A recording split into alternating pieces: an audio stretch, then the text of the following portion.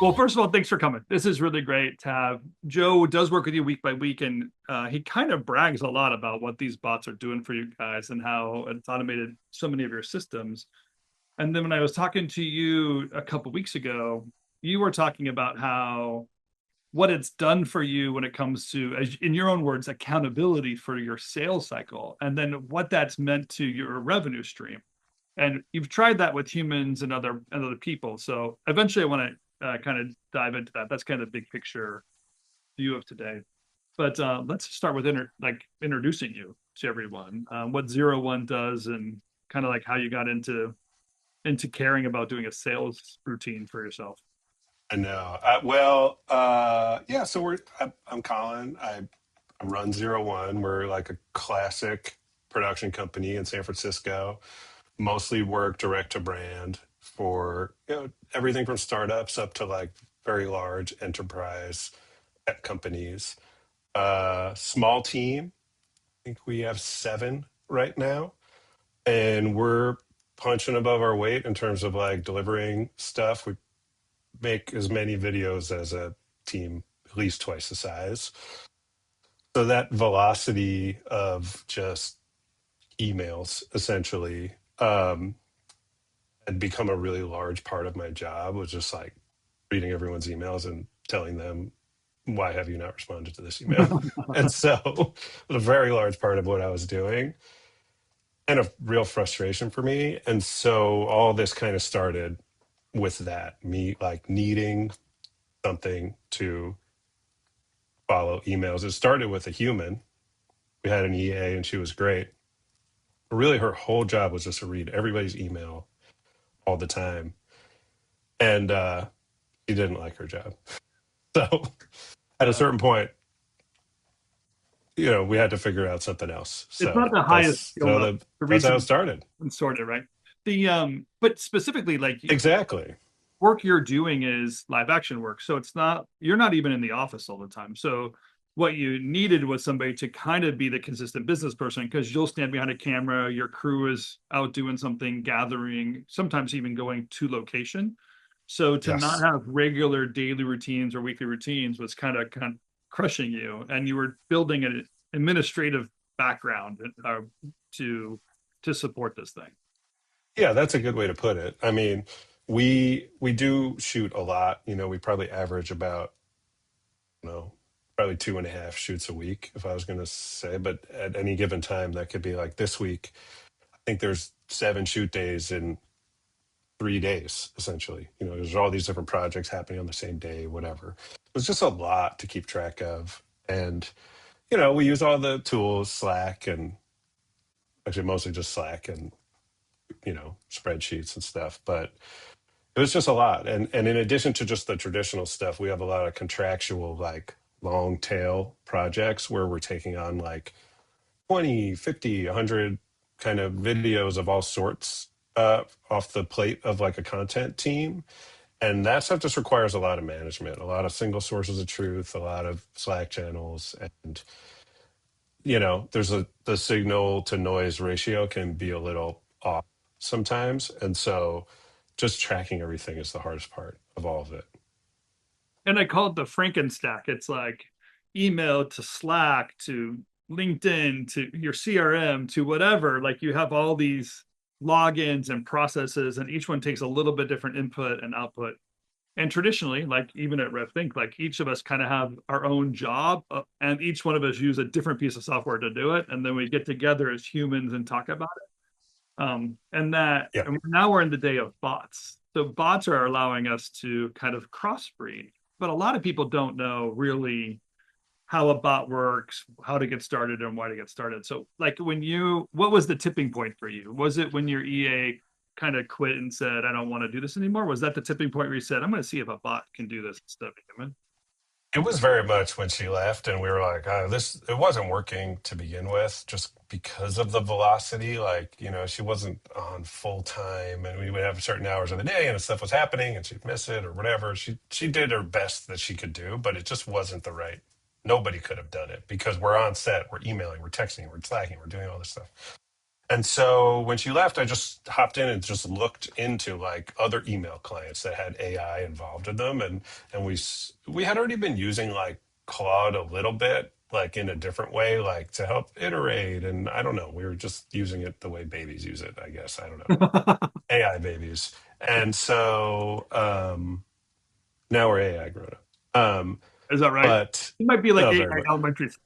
I think there's a lot going on. Yeah, maybe we're teenage AI teenagers. Yeah. Yeah. But uh, where was I going with this? Oh, so then we started trying out these different email clients. We ended up switching to Superhuman because it just automated.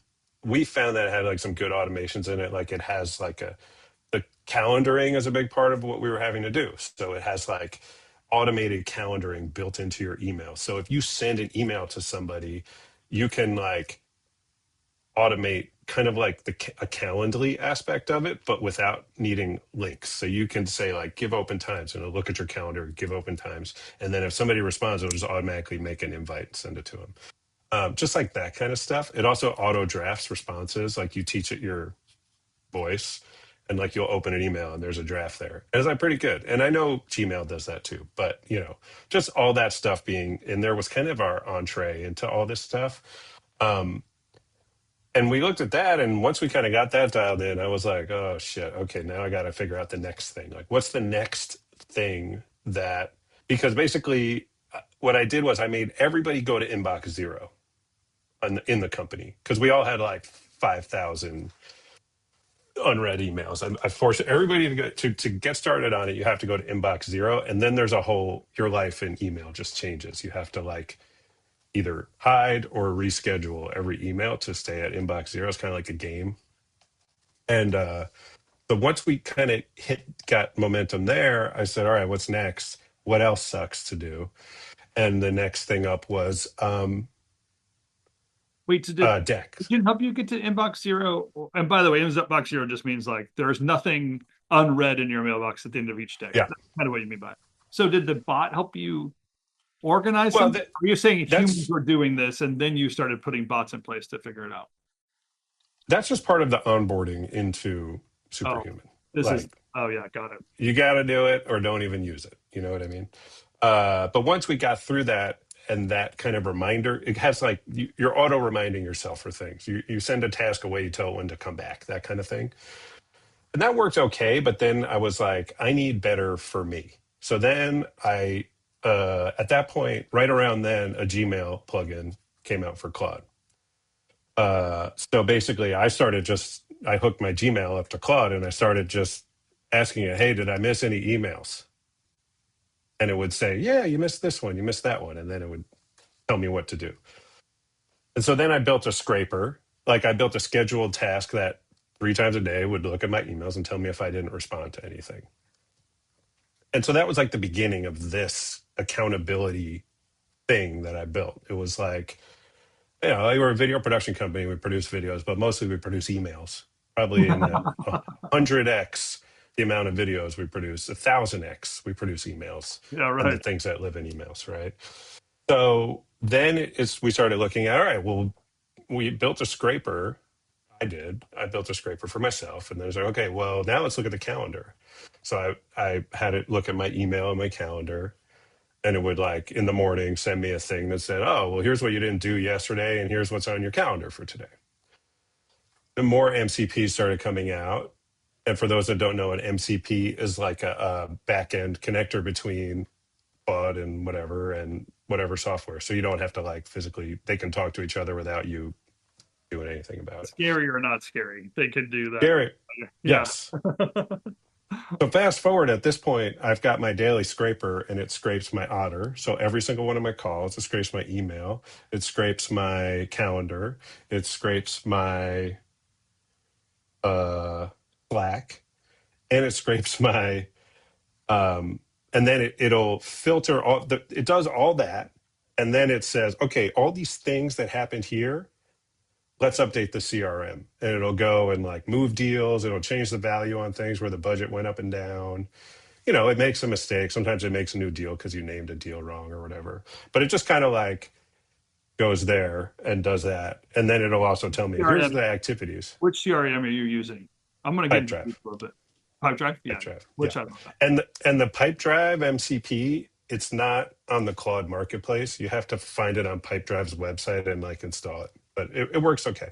Okay, The so most powerful is one. that where you and Joe are meeting regularly to review pipe drives? So try to get that information into a next productive meeting where you and others can kind of be productive. Was that some of the goal here? Is not just making another pile of the pile you have and just sorting from pile to pile, but to get to the agendas you're trying to kind of push through the business. Yeah, and also just keep, like keep it's all about keeping yourself. I mean, sales is such a thing, and if you don't have accountability and you don't have, at least for me, if I don't have somebody tell me what to do, I don't want to do it. It's like, it's really like you have to put yourself out there and you have to send emails and you have to like do all these things. And if you don't do them, you will not make sales. So having something that like takes a little bit of that lift out, and I have multiple things. I'm throwing so much money at taking that lift out because that's how you stay alive, right? Yeah, So money is not really the thing, but in addition to all this, I have a human version too. Joe, he's great. yeah, right. That's not to say that Joe is actually much more impactful than all this AI stuff, but the AI stuff is great. Don't get me wrong. And I'm Yeah. not just saying that because Joe's on the call. Yeah. Well, Um, it is kind of interesting to say like what an AI agent does, opposed to what a lot of people are using AI for, which is almost thinking. And you're like, no, no, no. To have agents that scrape things, organize things, and make an agenda for you, but then the collaboration with you and your team is a lot more powerful than thinking the AI bot's going to start sending out emails that you don't know of and do follow through on things that you've never been aware of, and then make sales calls for you. Never going to happen. All yes. that's a And challenge where people are doing it wrong. Yeah. like I've had it send some emails on like low priority stuff, but I usually don't do that. Yeah.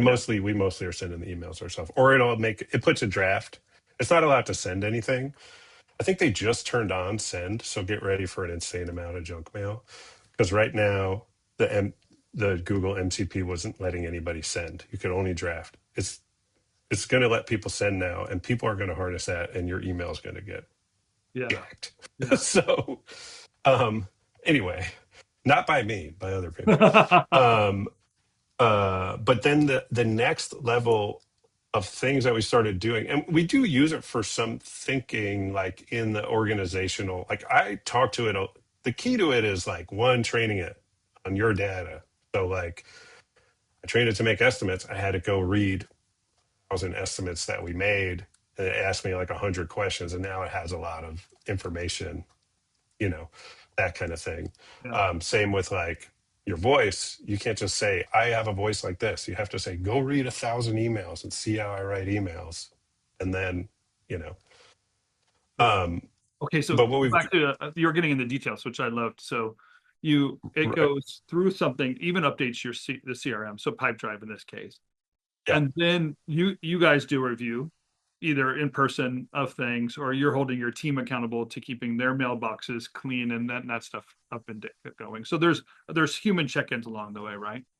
Yeah. very much so. Yeah. And um it makes mistakes. It's just like about freeing up time. I mean, the biggest time saving that we have is in the making of the estimates and the making of proposals. You know, we change our deck every 6 months or so, but like we have a deck now. We fed our deck into Claude Design, all the pages of it, and then we can have a conversation. I can, instead of me needing my creative director to spend a day and a half on a deck, he spent a day and a half on a design system. And now I can go into Claude, I can have a nice long conversation with it. During that conversation, it'll run budgets on things, I'll decide markups, and then I'll take that conversation, I'll put it in Claude Design, and I'll whip up a deck in like 5 minutes. so Um, can I just bridge this for a second? If so, from your CRM, is there a trigger that says, hey, this is ready for a bid or a budget, a deck, and then you spawn another agent to do that work for you? So Yeah, it's a little more holistic than that. The CRM is less reactive. The CRM is more after things happen, the agent will Oh, go and move things around in so it's there. almost like your database of what it's been doing. It tracks the progress that the agents do. Okay. Yeah. Yeah, yeah. I don't like I use Pipedrive pretty loosely. There's not a lot of notes or data. It's just like who the deal is. And one side of it is deal exists and the other side is invoice sent. And there's like six tabs in between. And we just kind of try to move, it's just a game. You start here, you try to get the card to the other end, whether it's through a text, phone call, email, whatever. And there's a nice little animation There's an when you animation. hit It there's an pulls animation. or it The like ball right rolls running. or like a fucking golf ball goes in a hole or something. I love that. I wish there was a sound too, but there isn't. I got Um, and ours, like I tied, so my CRM has accountability in it. Like other people, like the win is when you got the job. Like I need accountability on everything. So I have two final tabs where it's like send the first half of an invoice and then the last thing, it stays on the CRM until we send the final invoice, right? Because I don't want to forget to do that. I just always need things to remind me what to do because I'm scatterbrained. so Um, it sounds like what you're doing is you're mixing the technology like Slack, email, Pipedrive. You're using that as your database. And this is where, I'll just back up one step because I've worked with a lot of people's like financial ones, and they think Claude or whatever they're using is actually storing the data that it can recall something from last week and update it and so on. And it doesn't. So you well, need I would a challenge that. source on I would data. challenge that. I think about it more like you have all these data repositories, Yeah. and you have your email, your calendar, your call recordings, and your CRM, Yeah. and your Slack. That's your data.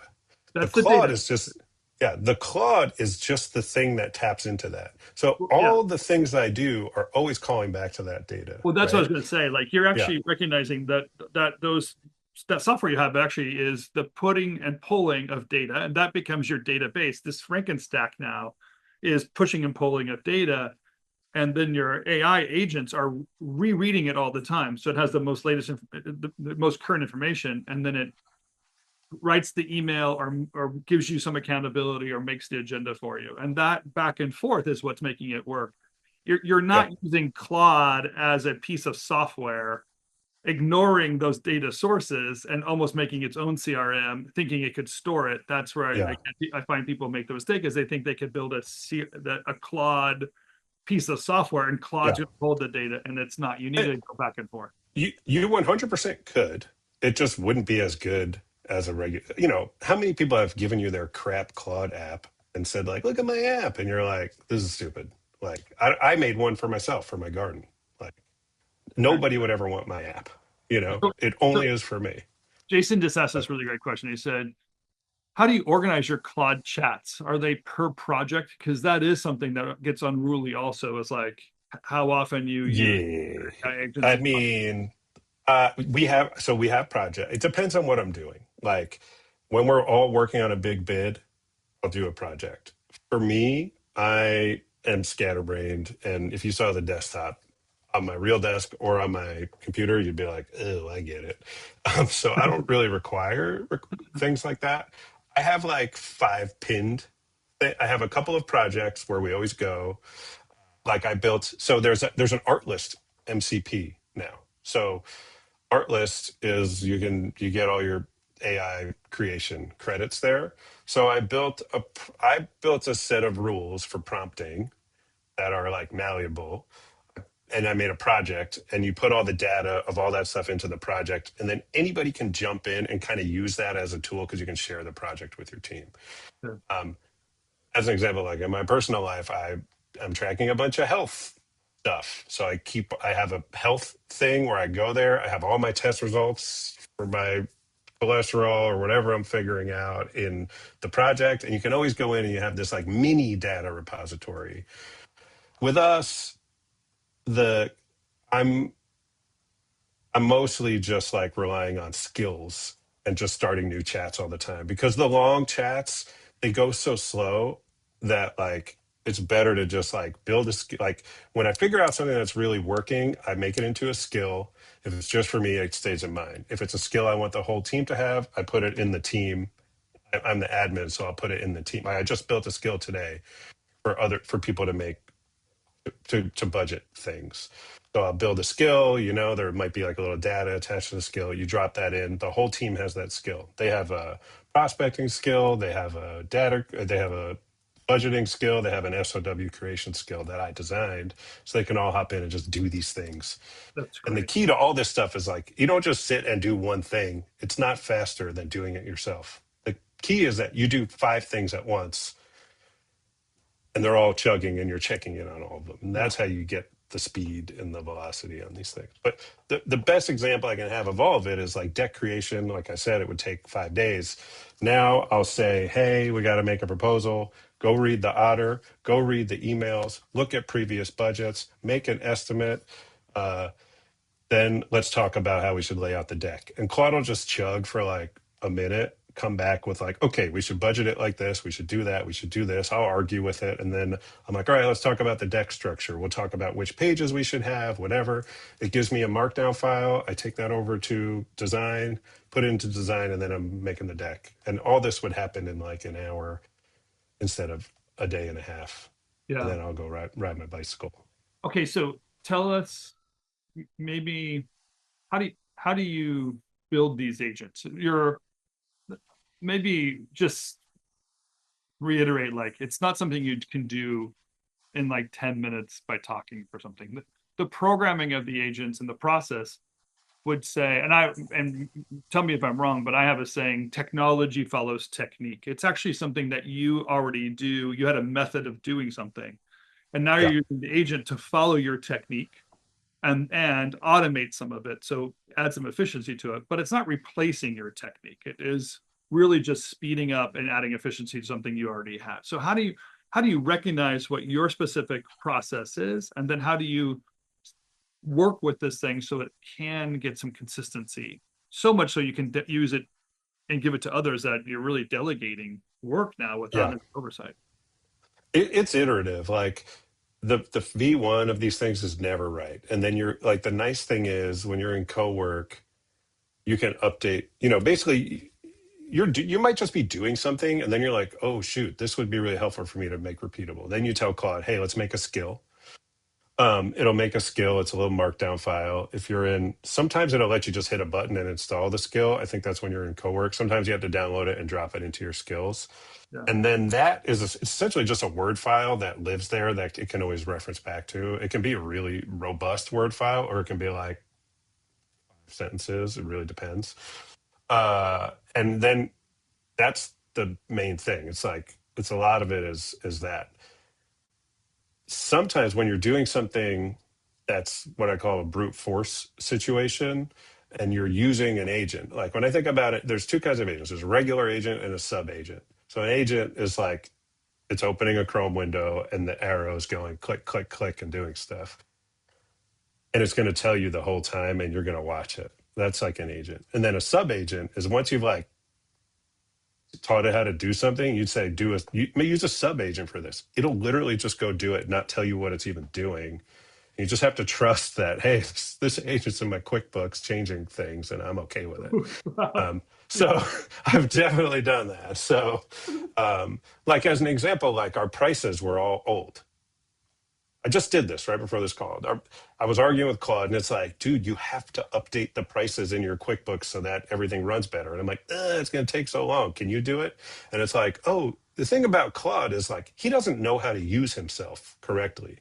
He really doesn't. So the key is like messing up a lot and figuring out how he'll actually work, because he'll suggest things that are not good ideas. No, right, And then you sometimes. have to say, like it'll be like, oh, I can't do that with the MCP. And I'm like, I know. So just spin up a agent and go do it in Chrome. And it's like, oh, you're right. I should do that. So there's definitely like you got to learn like what works and what doesn't work.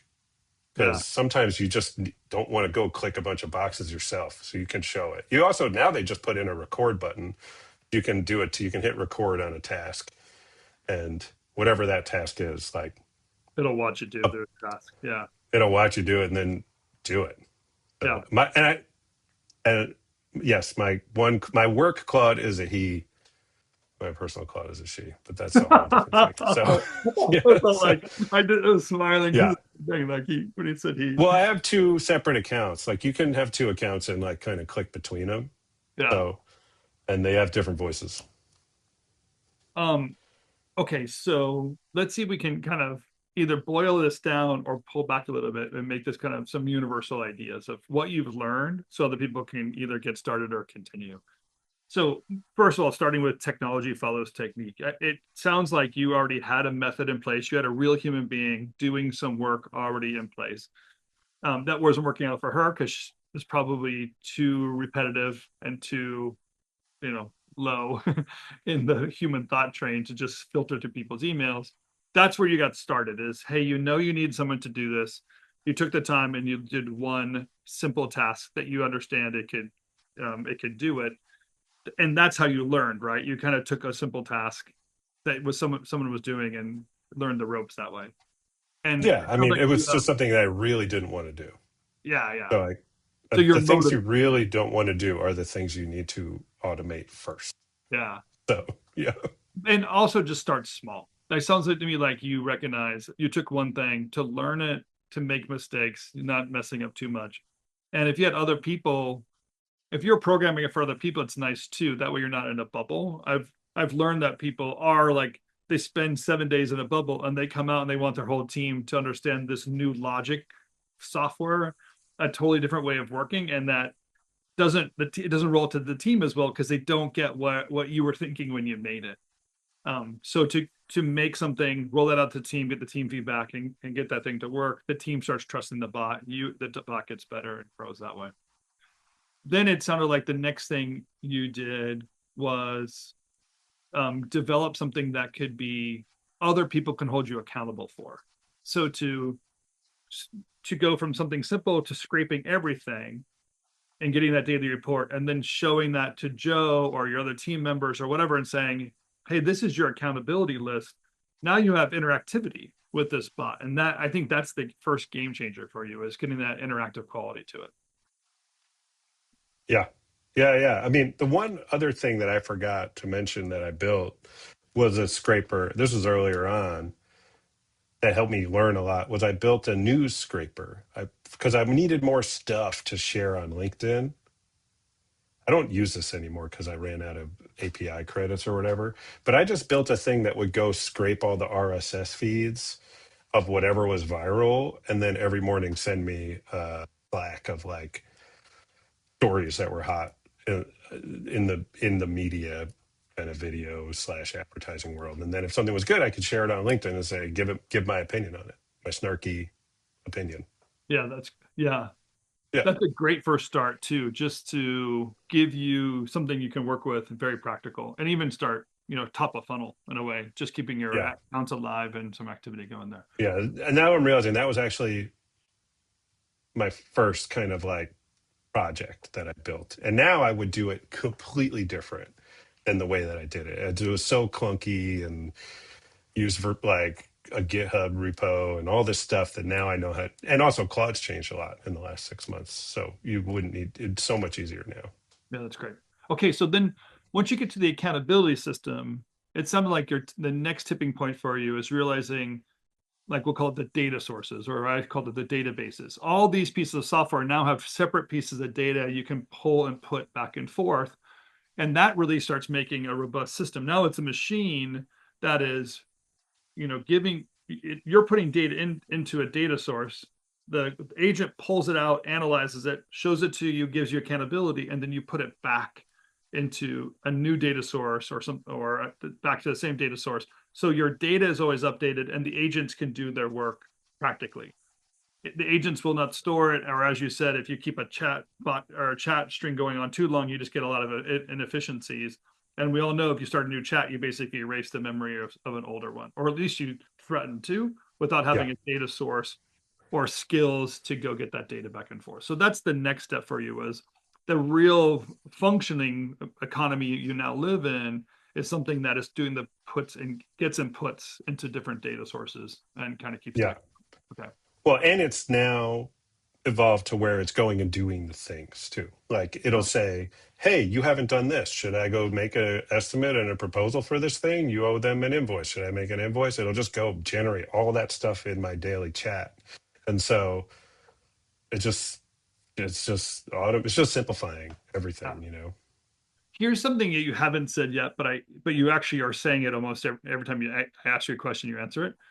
There is a routine that you're still sticking with. So the RevThink way of systems and routines, we're talking a lot about the system, but you have to have daily, weekly, and monthly routines to make sure that the thing you have out there doing work for you has that accountability and you can reference it. And part of your routine might be the output of the agent, and the other part of the routine might be updating the agent to be more efficient. So both those have to become part of your work cycle. A lot of us might not be that efficient in building the agents. So the routine is even more heavy at the very beginning and harder than just up keeping things, and manually entering it. But it sounds like you've gotten a return from your efforts in building these agents, that now it's easy to have the agents do some heavy lifting, do your bidding, do your outreach and that kind of stuff. And then your accountability there is in place. Yeah, and I mean it's just taking the lift of the things I don't want to do, and I'm very easily distracted by shiny things. And so like if there is a need to make a piece of paperwork or anything else I could do, I will go do anything else. But now I can do both at the same time. And I can do it all from my phone too. Because now, it's like, oh, well, this thing that I normally have to sit and type, I can just dictate it to an agent, to my guy, and I'll just go do it on my phone, save it into my Gmail, save it into my drive, and I'm rocking and rolling. So I don't know how to ask this question in a way that it makes the most sense. So I'm going to ask it maybe three different ways until I get the right answer from you. But the question I want to ask is like, how do you know it's working? And I'm afraid what you're going to say is like, working could just mean, it's giving you output. But kind of what I'm trying to figure out is what does it actually big picture accomplish for you? Are you gaining more revenue because of there's an efficiency? Are you gaining larger volumes? Can you produce more work? Like in a way, like if it works and that's what you're looking for a return, in the future you'll realize if you start losing that revenue or lose that margin, it's no longer working and you have to come back to it. That's a really long question, but does that make sense? Like what does it really do and how do you know it's doing it? I mean, this is I mean, it's sort of a hard question to answer. I mean, for me, it's like it's definitely gaining some free time, so that's good. You know, Okay. I don't want to be sitting at a computer making PDFs. I hate that stuff. That's why I trained somebody to do it. So that's good. Like it used to be, it's giving me time to get up and walk around and do all that while actually having more output. 100% revenue is up because of it. Because before, when I was busy, I couldn't track any of this stuff. If there were people I needed to chase to like see if a project was happening, I wasn't going to do it because nobody was reminding me, and I was neck down, and I was thinking about whatever project I'm on. Yeah. Now I have this thing that's going to bug me in the middle of the day, like, yo, we need to send an email to this person or a budget or whatever. And if I don't have the time to do it, it will just do it for me. And to answer whoever asked, I do not have a open claw or like a separate computer. But I do have one computer I keep on all the time. So if I need to use Dispatch, I'll use it, but Dispatch really doesn't work that well. So, or yet. But mostly it's just my main computer. I probably should have a separate moded computer, but I don't. Yeah, Too much. I have a machine and then I use tail scale, is what it's called. TAIL scale. And it allows me to VPN into that machine. So that machine is accessible to me anywhere in the world, but I don't have to put my data into another source. I can just have that machine running at my house somewhere and do it. Um, Yeah. I mean, mine, because the data isn't really there, it's all in these other softwares. I can do it. I can do it all. I can access that from my phone or any computer anywhere because it's just that now that the MCPs are running everywhere, it just really sped things up. Like the Pipedrive MCP was really great because it'll say, "Hey, you said you were going to email this person on this day," and then I'm like, "Okay, well, I'll go do it." Yeah. And the same with QuickBooks. QuickBooks will tell me, "Hey, this bill is 60 days late." Okay, I'll text Yeah. them. Yeah. So a lot of that Can I just, oh sorry. Can I weigh in Yeah. on the question of how you know it's working, just from my perspective as we've Yeah. been working together? Um, Colin and I spend time every week, obviously talking through sales, both like basic accountability and also strategy. And the amount of time we've been able to win back to talk about more strategic initiatives is crazy high. And what that's led to in terms of revenue is also crazy high. So like if we get on every week and we pull up Pipedrive, the amount of time we used to have to spend with me saying like, hey, last week we said we were going to do these things. I don't see any movement in the CRM. Did you actually do them? Did yeah, something get in the way? Did you do them and something else happened that I don't have visibility into that prevented this deal from moving forward? Like the amount of time we would lose just like him catching me up week over week has essentially evaporated into every single day when I go look at his Pipedrive, I see movement in every one of these things. So I know if a thing didn't move, there's something happening and we should start there. Otherwise, we know the thing has moved as a result of his agents moving things forward for him. And so we just win back time to talk about big opportunities. And in the last 3 months, you've closed two of the biggest deals that you've had in the last 12 months. And you've got an opportunity for another one, probably the biggest since we've started working together, that we were able to dedicate an entire session to just talking through a strategy for. So, like, the time we have and the way we're able to use it is a game changer. And then, honestly, like, what you're able to do as a result of that, from my perspective, is crazy from the revenue front. So it's like you might not be able to feel it day to day when you're working in it, but I can see it from, from however many yeah, miles away I am. It's yeah. I can nuts. say that because I have more time to do more sales, I'm now too busy and now I'm really stressed. So There's that too. I'm like, maybe I should do a little less AI so that I can Yeah, there's chill. second But and third order consequences. So the third yeah, order thing yeah, is maybe not great, but no, yeah, it's very clear from my perspective what you're doing with the time is more winning, and that more winning is showing up on the balance sheet. yeah. I'll run around here just yelling AI or die a lot, which doesn't really mean anything, but I feel like it's a good rally call because, like, look, budgets are down. Deliverables are like twice what they were, three times. We're doing jobs for the same that used to have four deliverables. Now they have 50. Yeah. And so maybe the job's the same, but like, you have to figure out how to keep your margins up. And I like a nice margin. I'm not going to lie. So, Yeah. um, yeah. And it's like, it sucked to have to lose my CD for a whole day to make a deck that really just needed, you still have to come up with the cool idea, but the figuring out how to disseminate the information, like AI is pretty good about that. The copy sometimes is meh, you just rewrite it, but like the layout and all that stuff, like just freeing us up to do that. And it just means less freelancers. It means more output and faster velocity. And I think that's the name of the game. Otherwise, we're all going to go out of business and have to do hard work.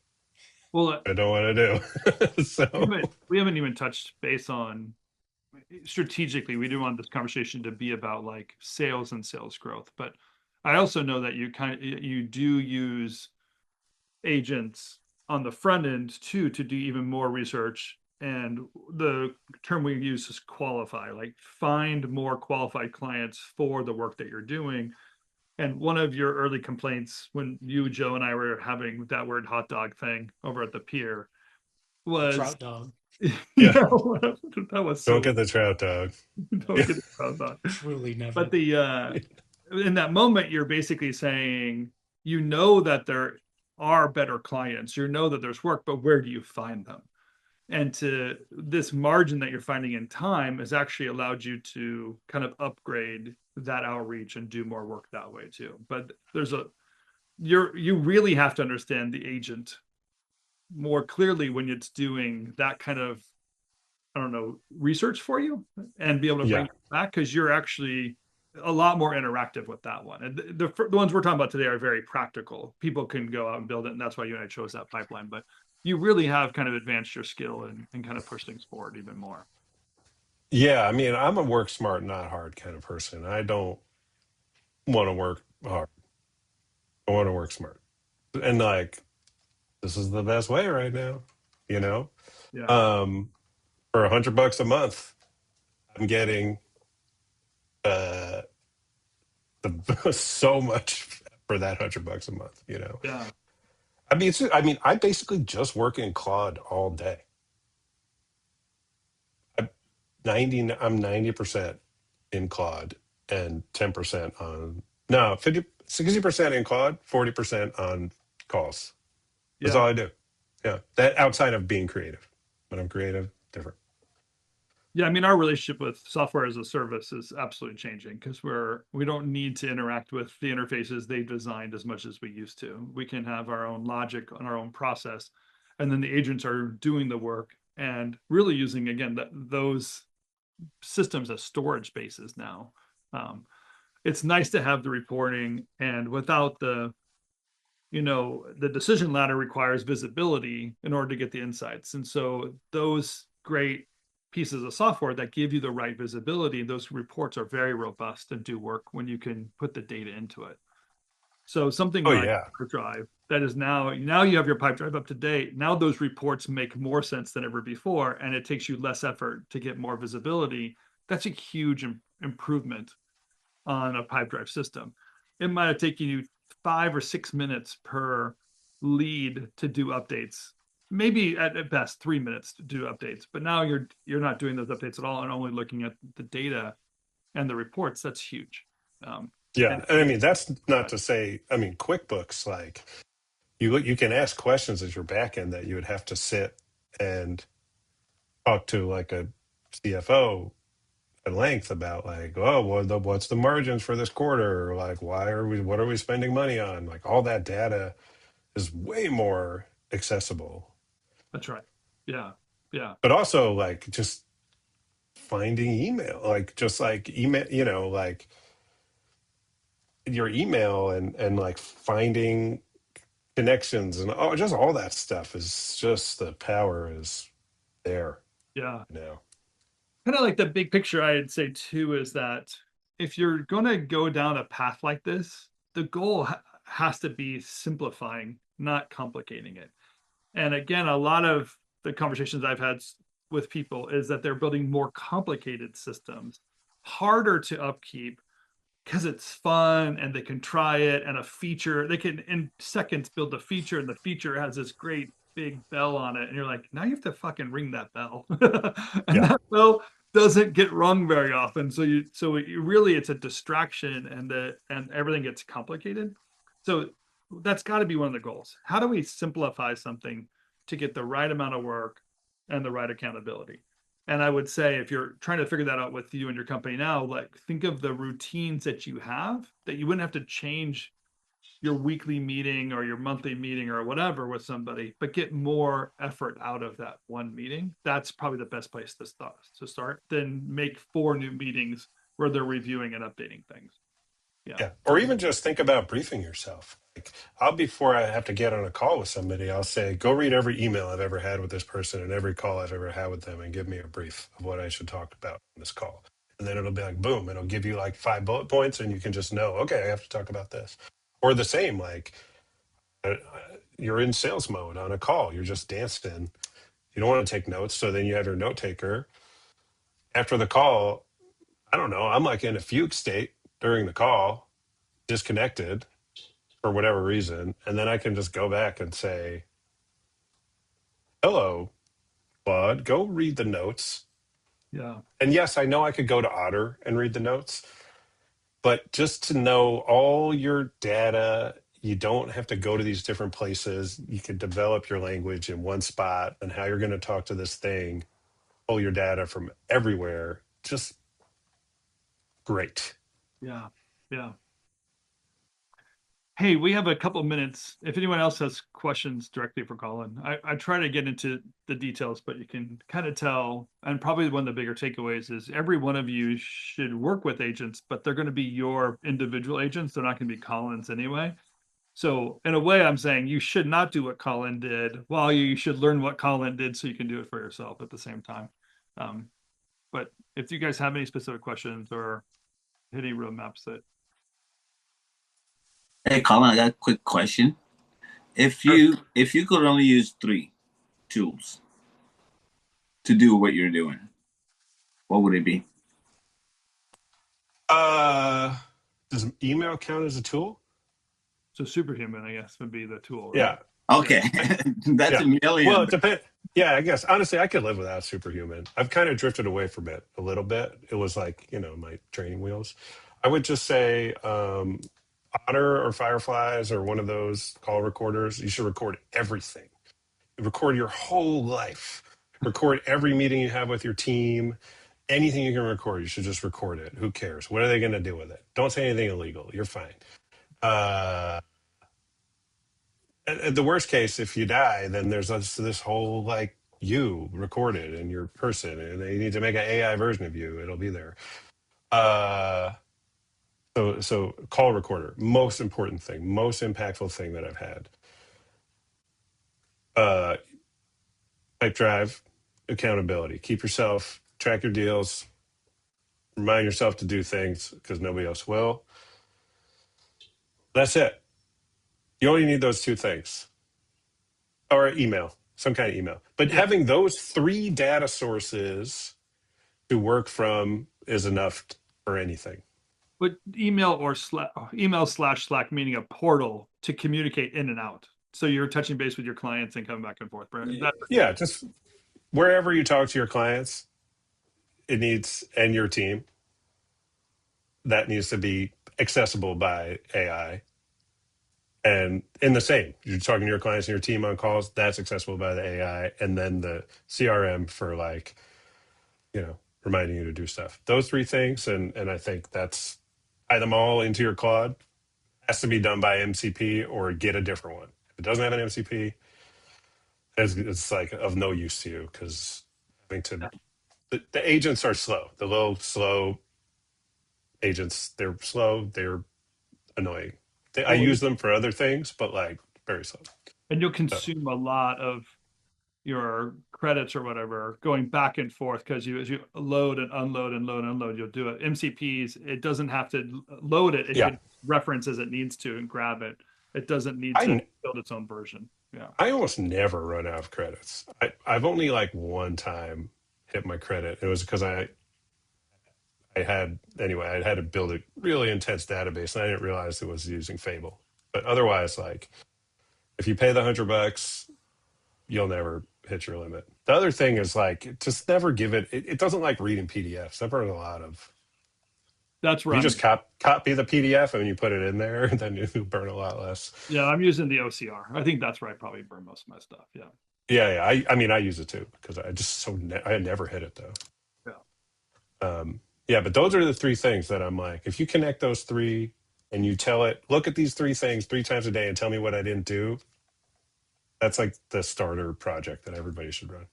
Yeah. Well, and your calendar. Yeah. I guess. No.